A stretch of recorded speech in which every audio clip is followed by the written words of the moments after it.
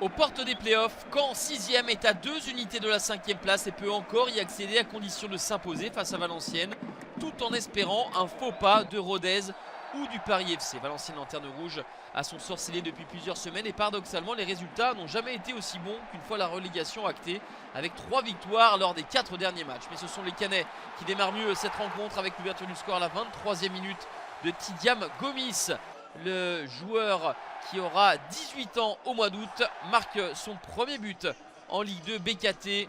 Une première intervention de Jean Louchet, mais au rebond, Tidiam Gomis pousse le ballon au fond des filets. Ça fait 1-0 pour les joueurs de Nicolas Seub qui insiste avec une nouvelle frappe qui prenait le chemin du cadre. Superbe intervention de Jean Louchet.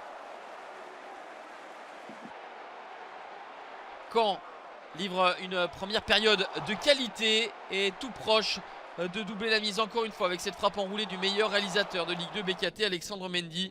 Ça frôle le montant une nouvelle fois du portier nordiste. 1-0 à la pause pour les Malherbistes. Enfin, une réaction des Valenciennois avec une frappe qui elle aussi va passer non loin du montant de Mandrea.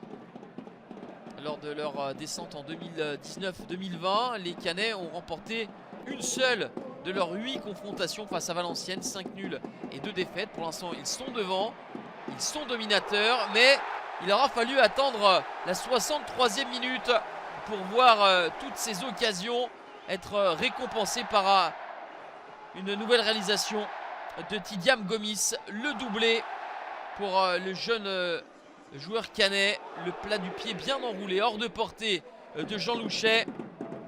À partir de ce moment-là, Valenciennes va un petit peu baisser le pied. Les Canets vont être en extrême confiance à l'image de ce geste acrobatique de Noé Le Breton. Le petit jonglage, un second et la retournée, la bicyclette qui frôle le poteau de Jean Louchet. Un penalty obtenu par les Canets et transformé par Alexandre Mendy à la 85e minute. 22e réalisation pour le meilleur buteur du championnat. Il avait marqué 19 fois la saison dernière, 16 il y a 2 saisons. En augmentation constante de son capital but, Alexandre Mendy, largement meilleur buteur de cet exercice, avec 7 buts de plus que ses 4 premiers poursuivants. 3-0 pour les Malherbistes et encore des situations sur lesquelles Jean Louchet doit faire le nécessaire. 3-0, ce sera le score final. Caen a fait sa part du travail, mais comme dans le même temps, ni Rodez ni le Paris FC ne se sont inclinés, les Malherbistes restent à la 6e place, juste en dessous des playoffs. Valenciennes, comme acté depuis plusieurs semaines, évoluera bien à l'échelon inférieur la saison prochaine.